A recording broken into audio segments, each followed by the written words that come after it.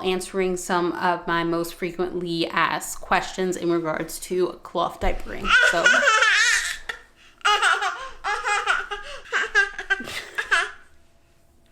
are you done?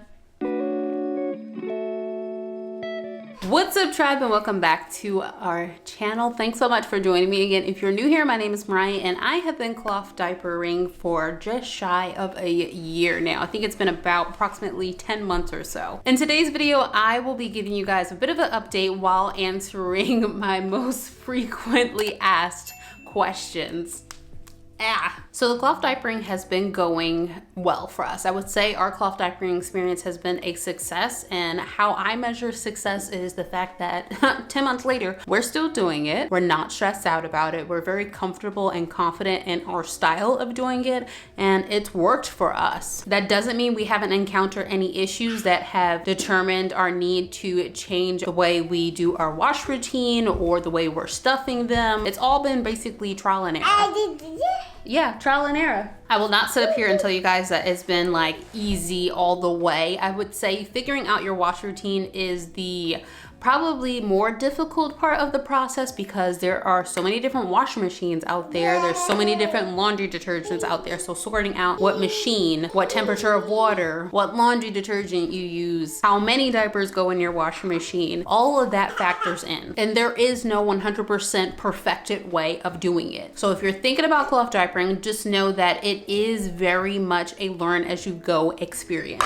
So for starters, how many cloth diapers you are going to need is going to be very much dependent on your family size, how many kids that you have that you are planning to cloth diaper, as well as how often you would like to do laundry. I personally have about somewhere between 36 and 42 diapers, and I do laundry approximately every 2 to 3 days. It really just depends on how quickly the diaper pail fills up or how bad they smell. Now, some of you I know are struggling with smells and lingering odors. I've had a few people reach out to me and tell me that no matter how many times they wash their diapers or once they make it from the washer into the dryer, that they still have a lingering odor to them. This often, I feel like, has 4 factors involved in it, which are how often you do diaper laundry or how many days the diapers are left soiled, how many times you wash your diapers, what type of detergent you use, and how many times you rinse your diapers. Another bonus factor could be the type of washer you have. That's whether or not you have a top loader, a front loader, a traditional agitator, or the more mainstream modernized agitators. There are a few things that I could recommend for the smell. First off, you may be going too long of a period in between washes. Some people have very successful routines with only washing 1 time a week. Others have more success with washing more frequently throughout the week. Another factor that goes into it is whether or not you're using soft water or hard water. We use soft water. It's worked well for us, a lot better than hard water was previously working. But ideally, it shouldn't really matter which water you have. You might just have to modify your wash routine based off of that water. What I tend to focus on the most are having super long and hot washes or warm washes. Some people get really iffy about hot washes, but I usually run my wash cycle about 3 times, and then I'll run an additional cycle just to rinse them, and then I'll take them out and smell them.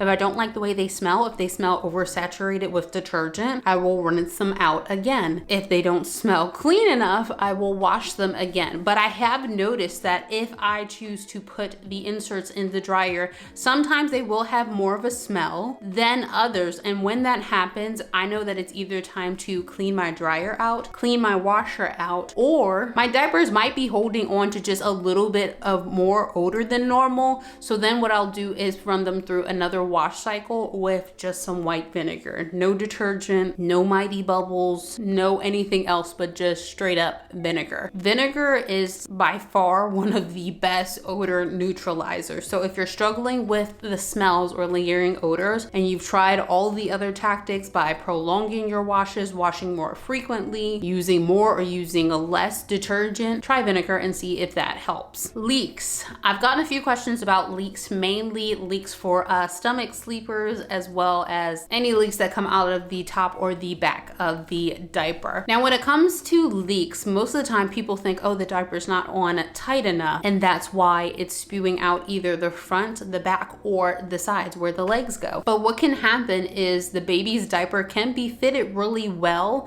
but not so much around the stomach area, and that's where you could compression leak. What compression leaks are when you have a diaper and it's on a baby, and you can imagine their skin is up against it, you have their weight up against it, and if it is too tight around their stomach or around their thighs, what happens is when they're moving around, the diaper compresses, it squeezes. So when it squeezes, it's going to, of course, release the liquid. So if you're struggling with leaks, it could be a compression leak. Another type of leak is you just have a heavy wetter, and no matter what you have tried, they just seem to pee out of everything. For heavy wetters, I highly recommend Thirsties hemp liners. This is what they are. Totally different material from microfiber. Some people completely hate microfiber. You can use microfiber with these. That's worked just fine for me. You can also use flour sack towels or whatever insert or liner you choose. Some people also use fleece or bamboo. But if you have a heavy wetter, you might just need to try something like a hemp liner. Hemp liners are more absorbent over time, which means that they should be on the bottom layer of your diaper, closest to the outside of the diaper, because you're gonna have basically your microfiber layer on top. That's going to be the first thing besides the diaper liner, so to speak. The first thing the urine's going to hit is the liner is going to seep through and go down to the microfiber, and then lastly, it's going to go to the hemp liner. You never want to put a hemp liner on top because they are slow absorbing, which means if you do it on top, the baby is going to pee and it's going to run right off, right out of the diaper. It's not going to have the time that it needs to actually absorb. So hemp liners are great for nighttime use, nap time use, or general heavy wetter use. Just note that they are going to make your diapers a little bit more bulky. Someone also asked me to touch on the Pampers cloth diapers. I'm not going to say too much about them because I have not tried them out myself. I was highly considering trying them out, but then I saw other people trying them out and I was like, you know what?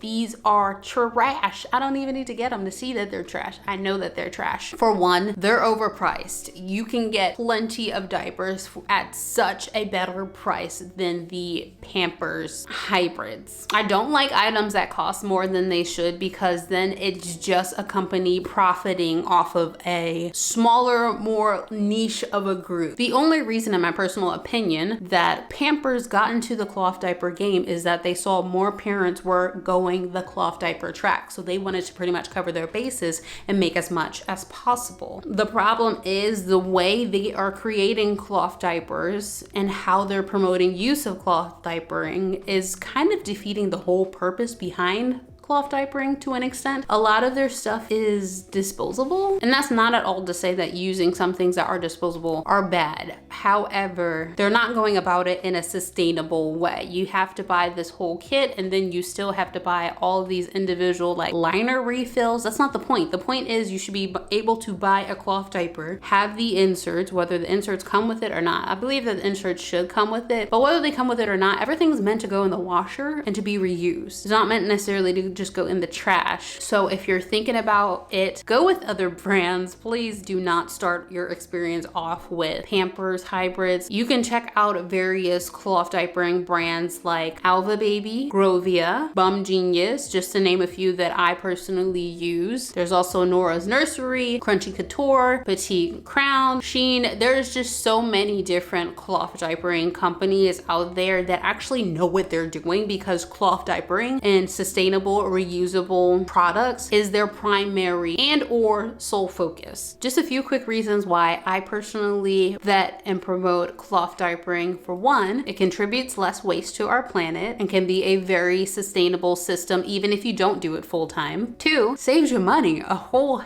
heckin' heap of money. You are going to save so much money cloth diapering. It's insane, the cost difference between buying cloth diapers and using disposables. Three, it works really, really well if you have children who have sensitive skin. There are diaper creams out there that are safe for cloth diapering, but overall, I've had to deal with less diaper rash using cloth diapers than I had previously with using disposables. And 4, you can use them for multiple kids. So if you plan on growing your family, you can use them for multiple kids. Even if you have multiple kids in diapers at the same time, they can share the same diapers. It's all getting washed anyway, which goes right back into you saving money. Cha-ching, cha-ching. Well, guys, that's all for this video. I really hope you guys enjoyed this cloth diaper update, as well as me answering questions that you had. If you have any more questions, or if you're struggling in any areas, feel free to let me know down in the comments, and I will do my best to get back to you and help you out if I can. As always, I hope you all are having a wonderful and amazing week, and I'll see you in the next video. Bye.